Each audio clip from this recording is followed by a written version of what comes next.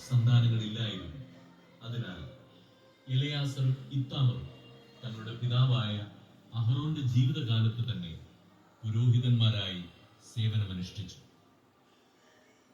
കർത്താവ് മോശയോട് അരുളി ചെയ്തു, ലേവി ഗോത്രത്തെ കൊണ്ടുവന്ന് അഹറോന്റെ ശുശ്രൂഷയ്ക്ക് നിയോഗിക്കുക.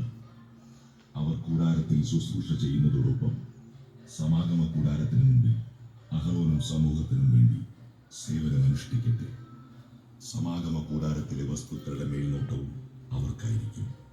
കൂടാരത്തിൽ ശുശ്രൂഷ ചെയ്യുന്നതോടൊപ്പം ഇസ്രായേൽ ജനത്തിന് അവർ സേവനം ചെയ്യണം. ലേവ്യരെ അഹറോനും പുത്രന്മാർക്കും വേണ്ടി നിയോഗിക്കുക. ഇസ്രായേൽ ജനത്തിൽ നിന്ന് അഹറോന് പൂർണ്ണമായും നൽകപ്പെട്ടവരാണിവർ.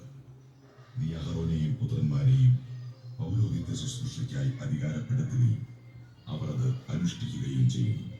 മറ്റാരെങ്കിലും വിശുദ്ധ വസ്തുക്കളെ സമീപിച്ചാൽ അവരെ വധിക്കണം. കർത്താവ് മോശയോട് അരുളി ചെയ്തു, ഇസ്രായേലിലെ ആദ്യജാതന്മാർക്ക് പകരം ഞാൻ ലേവ്യരെ തിരഞ്ഞെടുത്തിരിക്കുന്നു. അവർ എനിക്കുള്ളവരാണ്. എന്തെന്നാൽ കടിഞ്ഞൂൽ പുത്രന്മാരെല്ലാം എന്റേതാണ്. ഈജിപ്തുകാരുടെ ആദ്യജാതന്മാരെ നിഗ്രഹിച്ചപ്പോൾ ഇസ്രായേലിലെ മനുഷ്യരുടെയും മൃഗങ്ങളുടെയും കടിഞ്ഞൂൽ സന്താനങ്ങളെ എനിക്കായി